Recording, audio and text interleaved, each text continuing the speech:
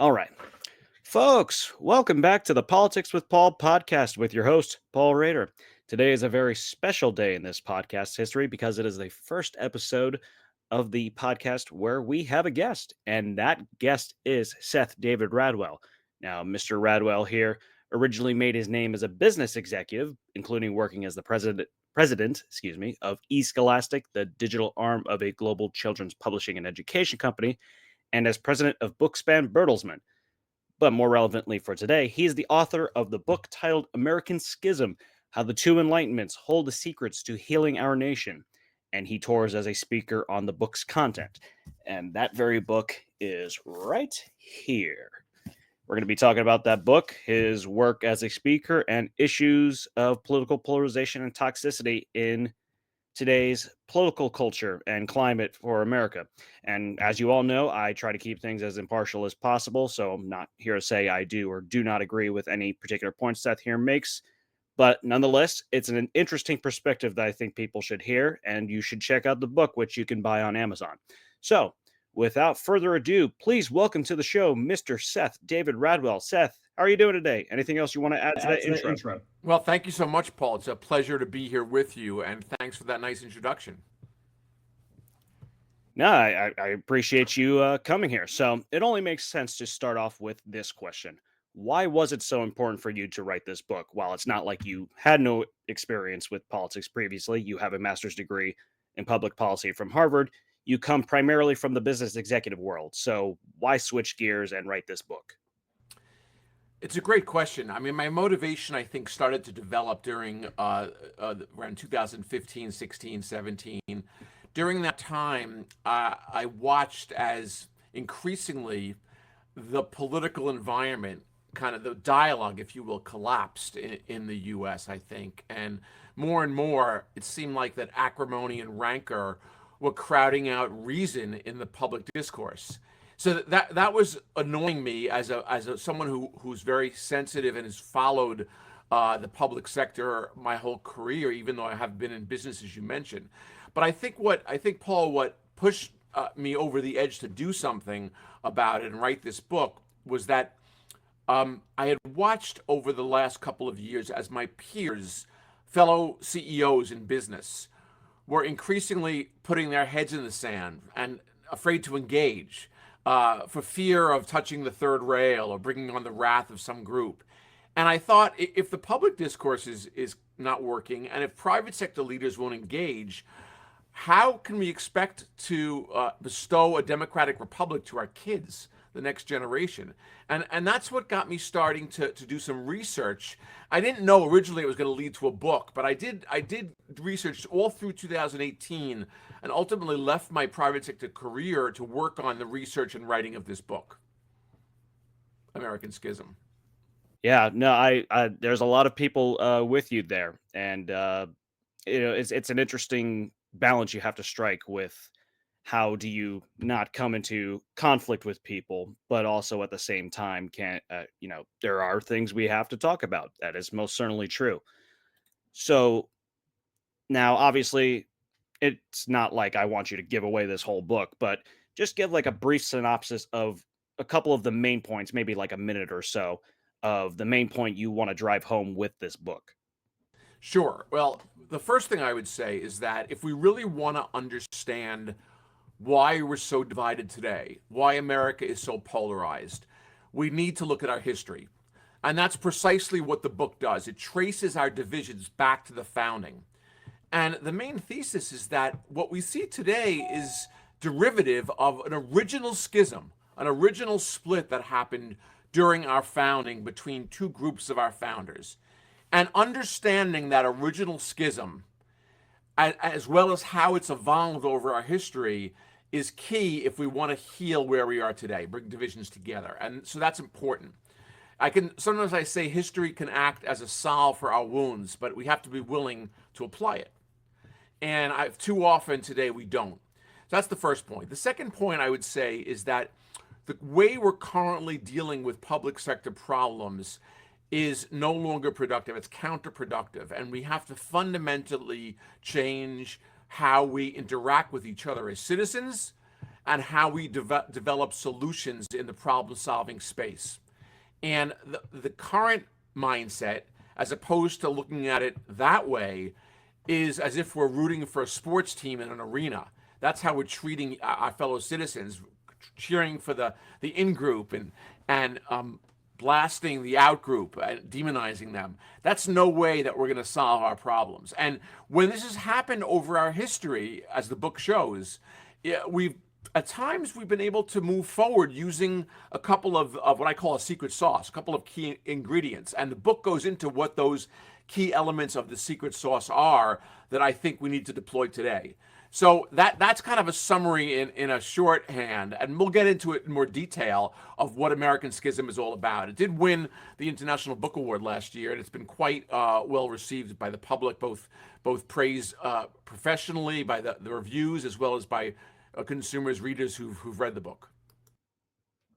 Yeah, no, absolutely. And the in-group out-group thing, I mean, that's a big point of my own about, the things I do. Is just this whole everything that everybody in the in-group does in my in-group is perfect, or or if we do something that we normally think is wrong, it's actually good that we did it because of whatever mental gymnastics that we use to justify the in-group, and then everything the out-group does is just everything they do is wrong. And if there is something that's good that they do, it's the exception to the rule, basically.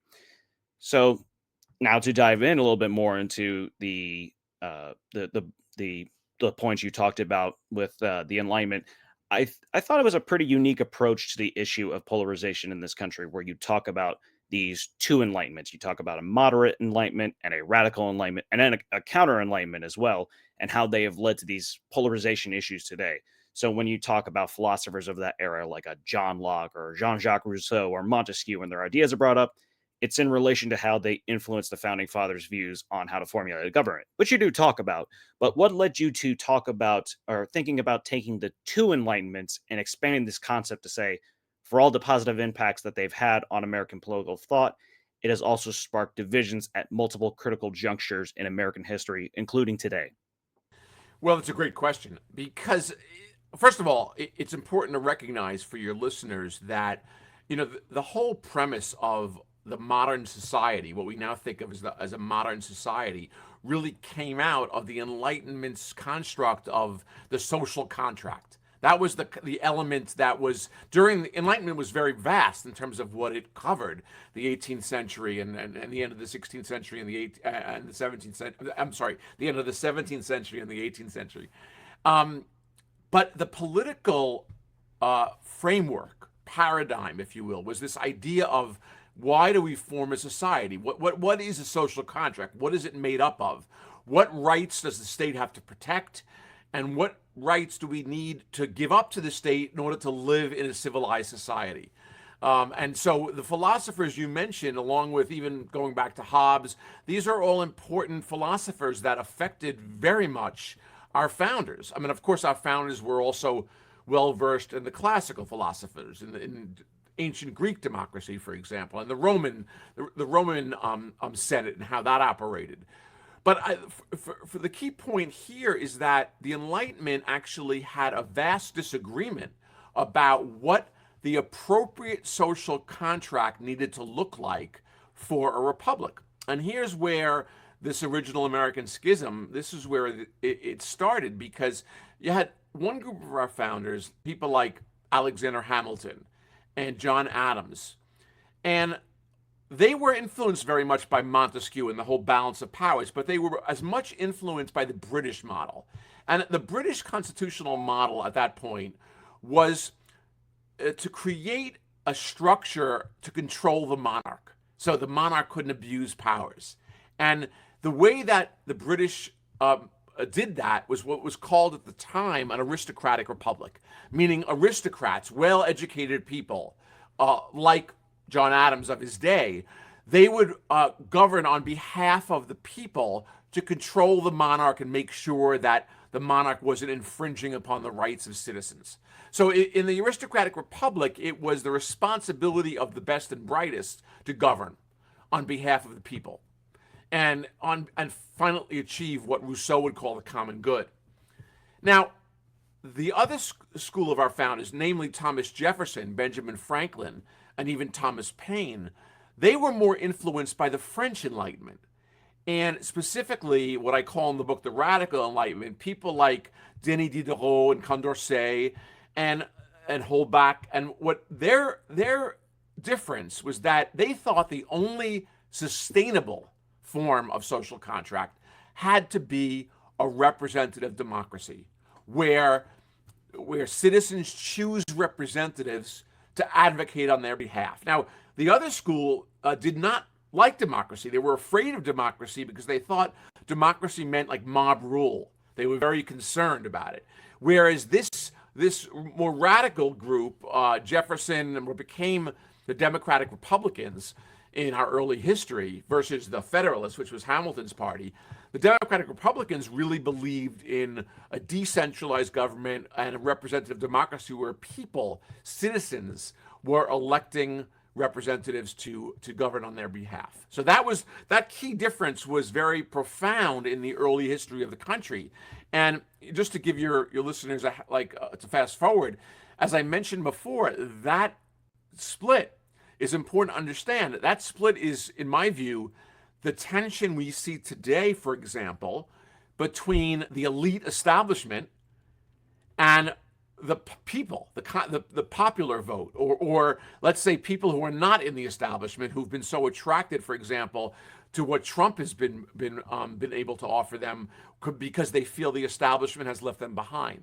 So that those same tensions appear today, but it's important to understand their original history.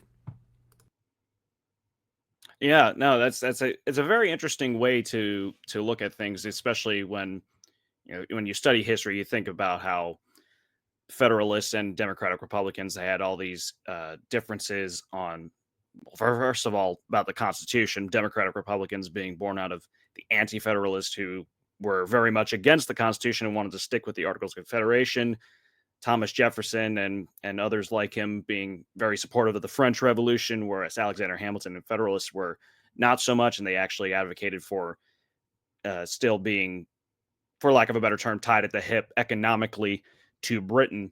It's just a really interesting way to view it from that lens of moderate and radical enlightenment, and really just helps to reinforce why exactly each side thought the way they did. So just a fascinating way to look at it in that context. So as always for my works, because you actually mentioned him, I do not make personal opinions. I'm just for anybody listening. Obviously, I do not make my personal opinions about particular political figures or groups known, but I must repeat that disclaimer because I have to ask you, Seth, about one man and one group that you specifically name in the book and just a moment ago as emblematic of the schism, and that's Donald Trump and the Republican Party. So, for some people that read this book, they will think and have thought that it was appropriate for you to highlight them and criticize them as being highly polarizing and divisive.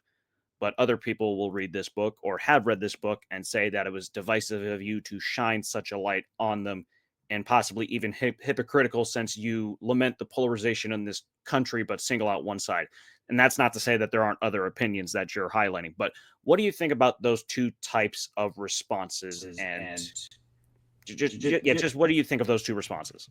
Well, first of all, to me, I think what the book does is talks about many political actors over the course of our history. In fact, the section you're talking about in the third part of the book, so where the book traces these different individual sections of our history, and the last part is Obama and Trump, which talks about both. Now, what I think I show in the book is that, look, I mean, and certainly I've written a lot about this since then, is the divisiveness and the polarization that we see today.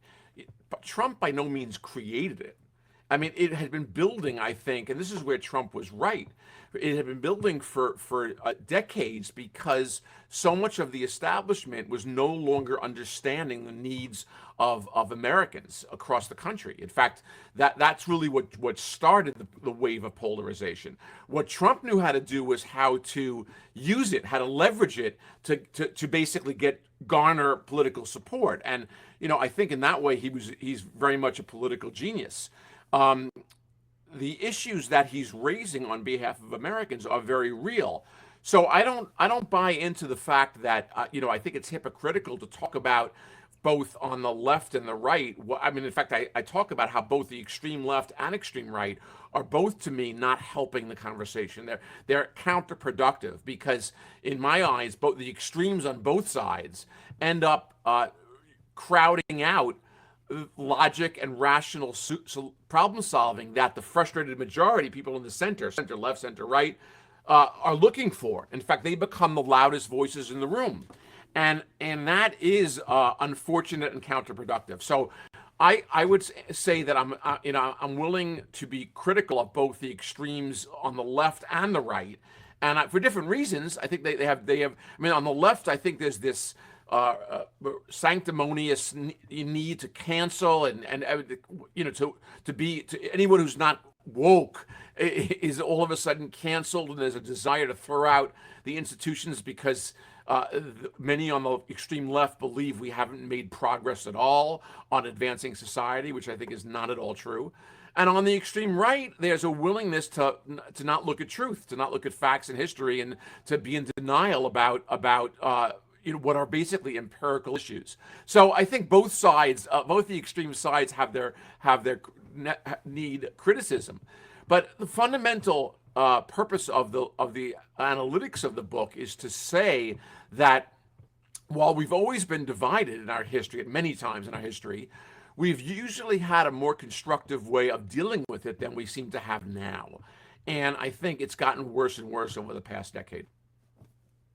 What's interesting, talking about that is there was a point back in, and like you said, the divisiveness isn't anything new. But an interesting point is back in the 1950s, how the American Political Science Association basically came out with a report that lamented the fact that the two parties at the time didn't have much difference between them at all. There was a lot of conservatives and liberals in the Democratic Party and conservatives and liberals in the Republican Party. And now fast forward 60, 70 years later, it's now, on the opposite end. Now, speaking of the center left, center right, center, do you think that they necessarily look at the issues we're facing today in terms of not necessarily that they're thinking, I'm a radical Enlightenment thinker or a moderate Enlightenment thinker, but do they have similar thought processes to what you would consider these Enlightenment thinkers having? Or is it something completely different from that kind of perspective? I think the closest thing that resembles today's political dialogue is a counter enlightenment. I don't think we're using enlightenment empiricism or data and observation and rational problem solving to look at our problems. I think what's happened is elected officials for too long now have realized that the best way to mobilize voters is to push buttons, is to trigger them, get them angry, and this is on both sides. Is to get them angry or fearful, and that's what motivates voters to go to the polls. But rational arguments are not great motivators for campaigns. The problem with that is that almost any issue that we face, let's take some of the most difficult ones, immigration. Both sides of the immigration debate are completely not reasonable. We can't open borders. We need some system to have secure borders and manage immigration. And on the other hand, we can't have no immigration. We need certain skills in the country, and we have an asylum process. So the truth is, we've had 4 bipartisan immigration bills that have come up to Congress in the last 15 years, and none of them have passed. So if any of those bills had passed, we would have had already secure borders. We would not have the conflict and the crisis that we've been in. So my point is that the real solutions to these problems require things that have become a dirty word, like compromise. We got to the Constitution in the first place because we're willing to compromise between what were the northern and the southern states. And some would say we shouldn't have compromised on slavery. But had we not compromised, we wouldn't have had a country. So again, most of the problems that we face today require a compromise solution. And we're today, unfortunately, the loudest voices are unwilling to do that. But you know what, Paul? My research for the book shows that 70% of Americans, 70%, are in what I call the frustrated majority, meaning that they feel like they're in the minority, by the way, because the extremes on both sides are the loudest. But in fact, that 70% believe we have more in common than not, and we have to find a more productive way to solve our problems. So the book American Schism is speaking to the frustrated majority. And my argument to those Americans, both in the private sector and young people, is to take back the gavel. Let's not let the lunatics on the extremes who are trying to run the asylum, let's not let them have their way, because we need rational problem solving, a centered approach to things like climate change, to immigration, to violence, to epidemics, all these problems that we face. It's interesting, that you bring those points up. It makes me think of all those clickbait YouTube videos and all, where they have to have all these capital letters. So and so is owned by so and so, and just all this nonsense. And like, no, you just agree with their points. So it just kind of made me think of that. But on your point about compromise, is what was really uh, an intriguing finding was that Georgetown University just, I think it was just earlier this year, maybe it was last year, but they just had a poll that came out, and uh, amongst uh, amongst their findings was people talking about the how civility and respect.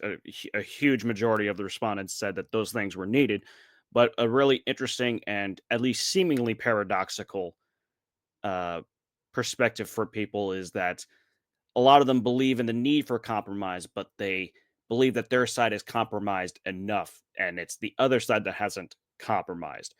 What do you think about that kind of finding, that kind of thought process, and how exactly do you think uh, we fix that disparity? I guess whether through the context of the American Schism or just in general. How do you think we approach that issue?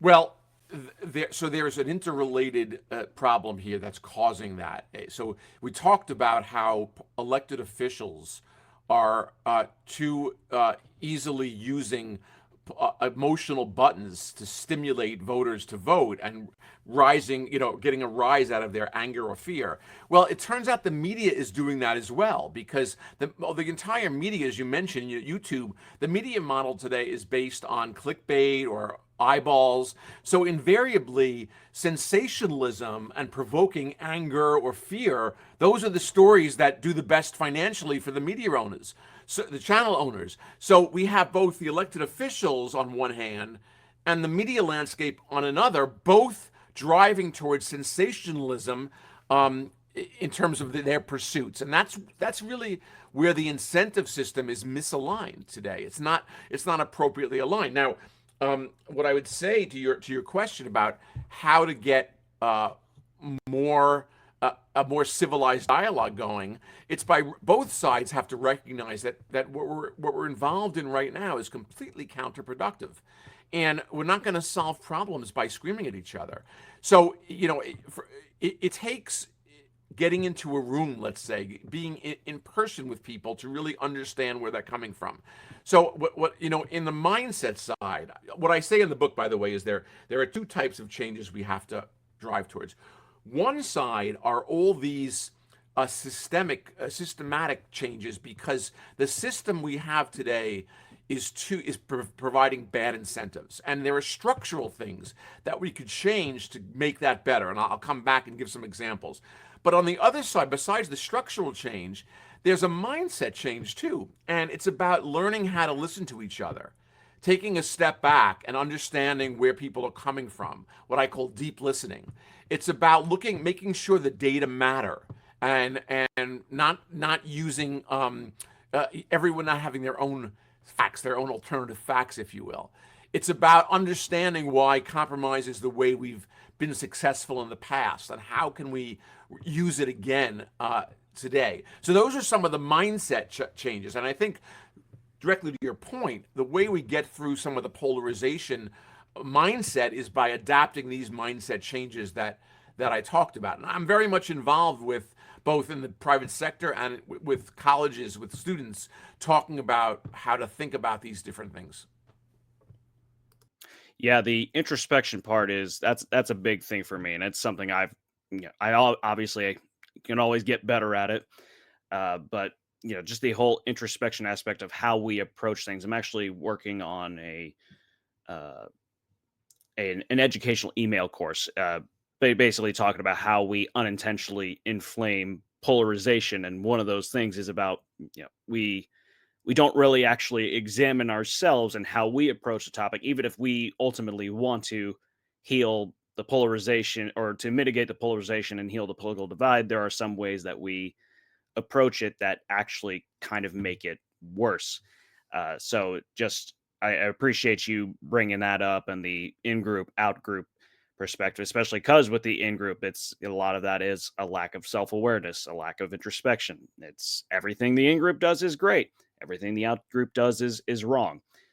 Now, you touched a little bit about it, about some of the structural and other changes that you were talking about for the how to heal the American schism. So, to go on to that a little bit is what are some of these prescriptions you have for healing the political divide in America? How do we get at the core of dissension and polarization and toxicity and get people to fully realize these are the things that we need to do? Well, so the structural problems are many, and what I go into the book in the third part of the book in detail on these prescriptions. But let me just say, many of these structural changes don't require any kind of constitutional amendment, or some do, but like I'll give you an example. By the way, your listeners probably know this. Most of the way elections work is decided by the individual states. There's nothing in the Constitution that specifies exactly the mechanics of elections. So, one great example of a change that I recommend is opening up primaries. So, by having closed primaries in many states, it is a very bad incentive. Here's why. First of all, independents, which is a third of the electorate in many states, can't vote in the primaries. So let's use an example. If I'm a congresswoman from Kentucky 8, which is a red district. By the way, I think your listeners know this, but 85% of districts have been gerrymandered. So they're safe. That's another change we have to make, by the way. Well, I'll come back to it. So they're safe red or blue.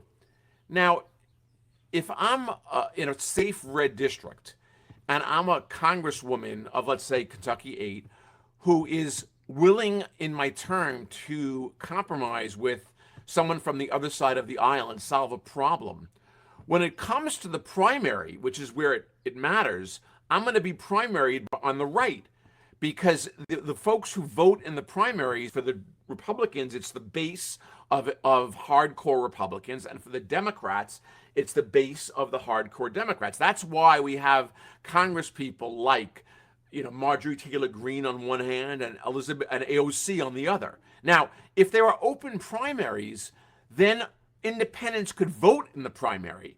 And so it might not just be the party loyalists who show up on the primary. So that's one example of it. Nothing in the Constitution says how we should run primaries or how we draw districts. I mentioned before the gerrymandering. In fact, one of the prescriptions that I advocate for and spend time on is getting the individual states and the legislatures locally to appoint bipartisan commissions to redistrict in a nonpartisan way. I think that's really important. If you look at a nonpartisan organization like Represent Us, they say that in the last cycle, around 8% of the electorate was responsible for 85% of the House seats. Think about that, 8%. Because the combination of gerrymandered districts where only the primary matters, and then the actual people who show up for the primaries, very small sliver of the voters.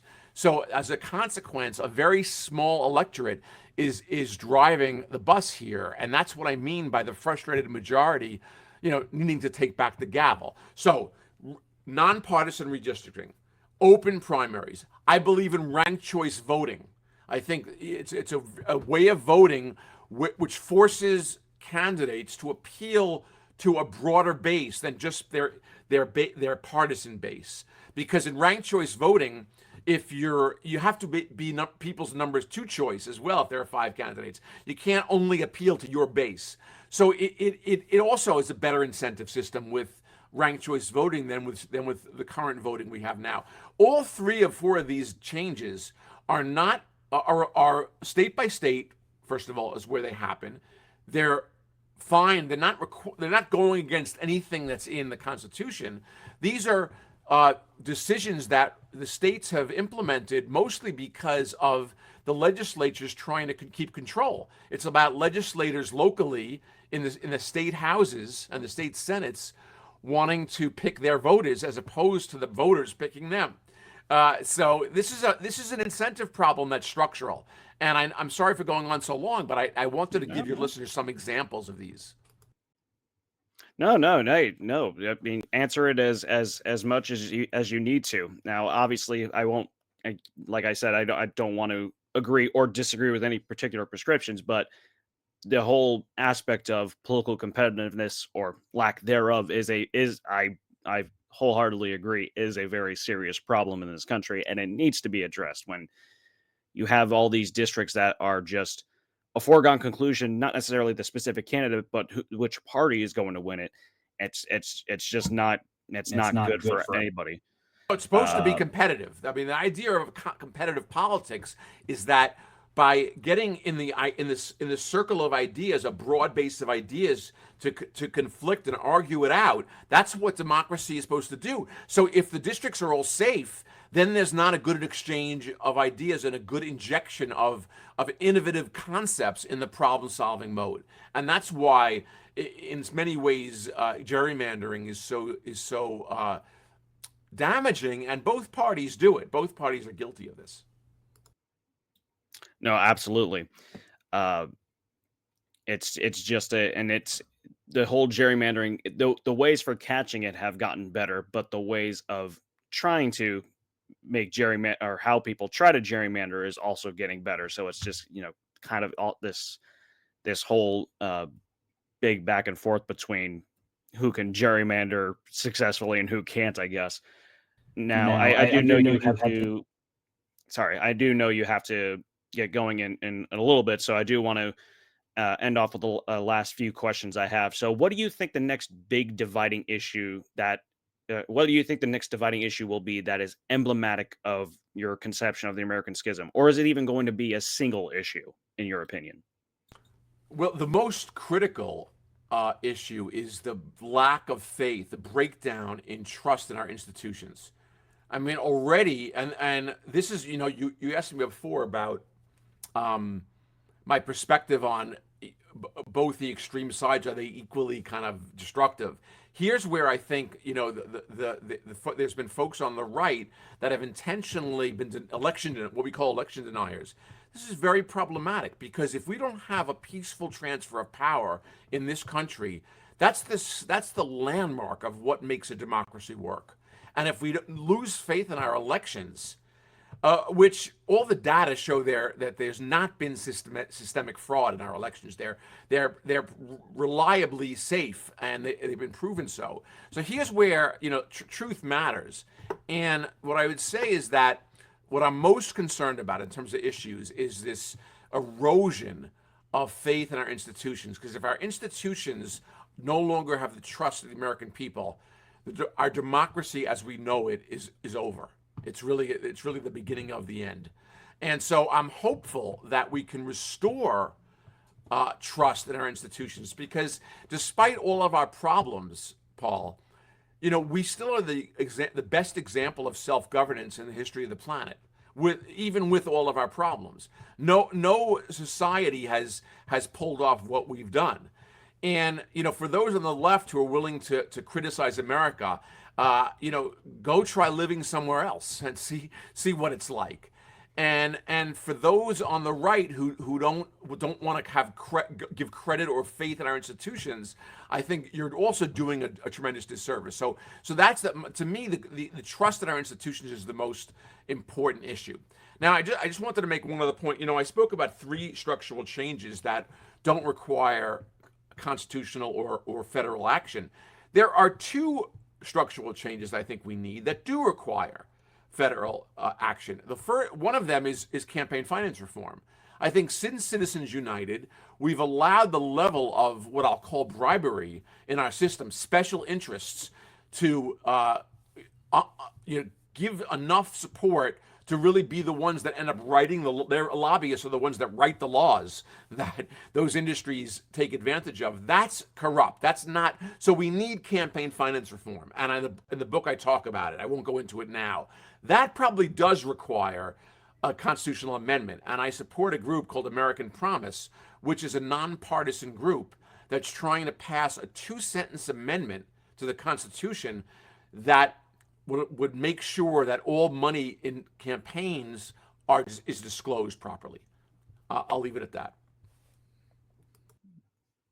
Yeah, no, absolutely. It is definitely a, shall we say, controversial ruling in that Citizens United case, and I've been writing a little bit, not specifically about that, but it was a little bit of a part of that educational email course I was talking about, and a couple of other things I've been writing lately. So, and but yeah, it's. I think everybody can agree that campaign finance is broken. Now, how to actually address it, obviously, there could be a debate there, but it's definitely something that needs fixing to some extent. And now, I mean, we could go on about this all day, but I don't want to hold you up. So, just to add end on a couple of questions. This one on a bit of a lighter note, and then obviously I'll give you a chance to plug any media that you want to plug. But as always for the podcast, I conclude with a random question, and it doesn't necessarily have anything to do with politics. A lot of times it doesn't, and there's not necessarily a right answer. So